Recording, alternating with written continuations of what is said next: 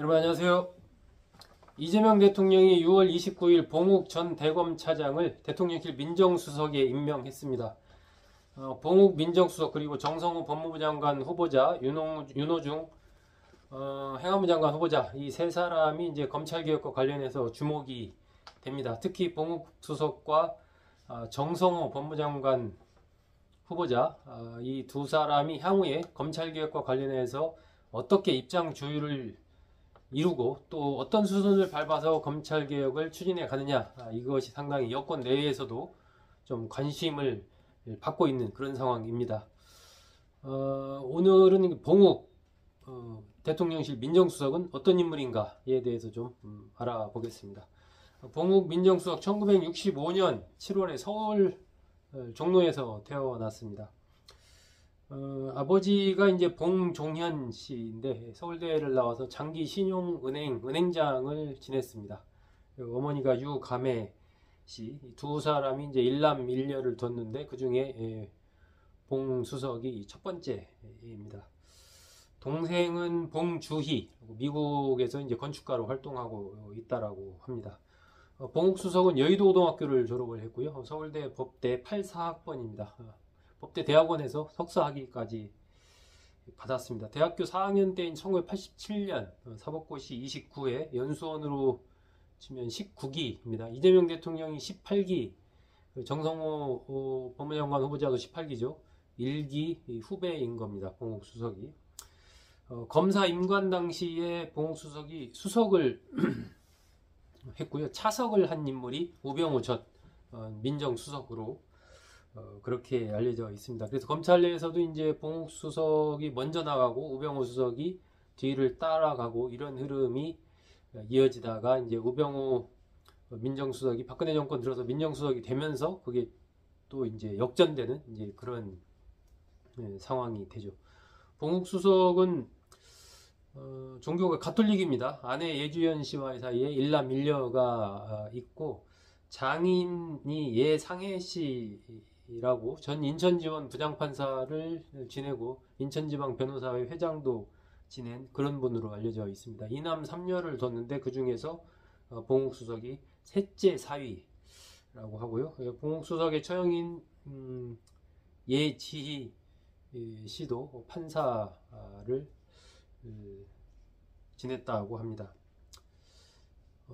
봉욱 수석은 대검 중수부에서 첨단범죄 수사과장, 또 대검의 기획과장, 서울지검 금융조세 조사 1부장, 대검 공안기획관 이렇게 쭉 지냈습니다. 주로 이제 수사 분야, 기획 분야 이쪽에서 많이 지낸 거죠. 김대중 전 대통령 시절에는 청와대 민정수석실에 파견 근무를 하기도 했습니다.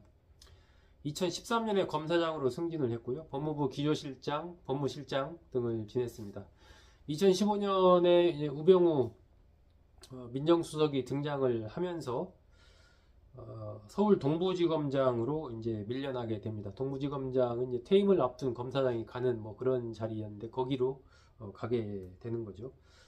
그러다가 2017년 문재인 정부가 출범하면서 다시 또 봉욱 수석이 대검 차장으로 다시 복귀를 합니다. 2019년 6월 윤석열 서울중앙지검장이 검찰총장이 되죠. 이때 이제 봉욱 수석이 끝까지 윤석열 당시 서울중앙지검장과 이제 차기 검찰총장 자리를 놓고 이렇게 내부에서 경쟁을 했던 걸로 알려져 있는데, 어쨌든 청와대에서 문재인 대통령이 윤석열 서울중앙지검장을 차기 검찰총장으로 이제 낙점을 하면서 봉욱 수석은 사표를 내게 됩니다. 그러면서 변호사 개업을 하게 되죠.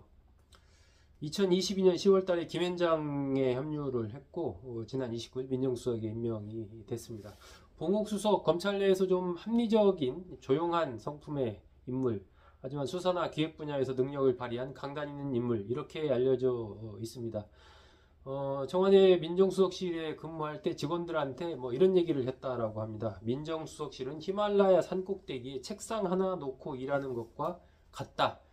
그릇되게 일하면 안 된다. 바로 굴러 떨어진다 라는 거죠. 그만큼 민정수석실에서 근무하는 것은 자기 자신 처신을 똑바로 해야 된다. 뭐 이런 어떤 얘기를 했던 거죠.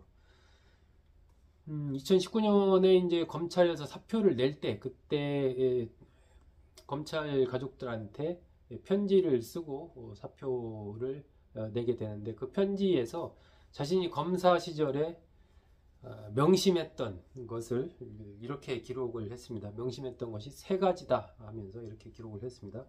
처리하는 사건에서 억울한 사람이 없도록 하자라는 것 하나, 어려운 상황에 처하면 훗날 후배들 보기에 부끄럽지 않게 처신하자라는 것 둘, 빛나는 자리에 가려고 하지 말고 어디를 가든 자리를 빛나게 하기 위해서 노력을 하자, 이렇게 세 가지를 자신의 검사 생활을 하면서 일종의 선배들로부터 배운 자신의 좌우명 비슷하게 이렇게 딱 해놨다고 합니다. 그런 얘기를 이제 편지에 쓴 겁니다.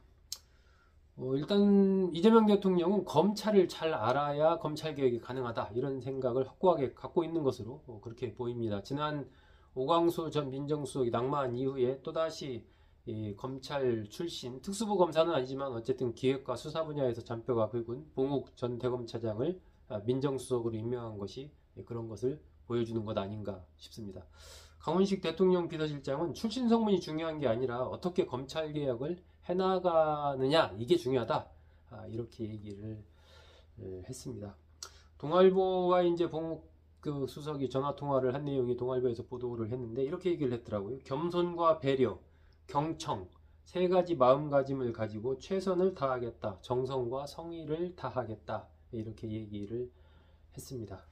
하지만 민주당 일각과 조국 혁신당 등에서는 이 봉욱 수석에 대한 어떤 의심의 눈초리, 검찰개혁을 제대로 할 것인가 하는 부분에 대한 그 생각을 갖고 있습니다. 비판을 또 하고 있습니다. 조국 혁신당이 이렇게 얘기를 했습니다. 2022년 4월 봉욱 수석은 수사 기소 분리에 반대하는 성명을 낸 적이 있다.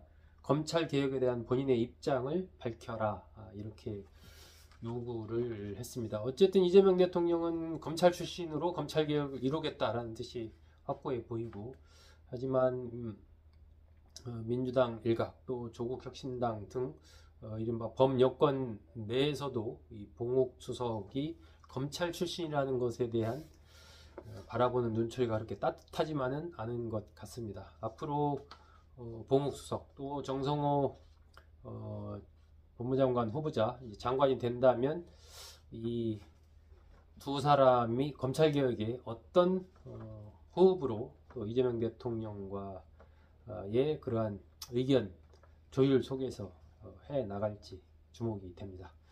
네, 오늘은 봉욱 민정수석은 어떤 인물인가 알아봤습니다. 여러분 고맙습니다.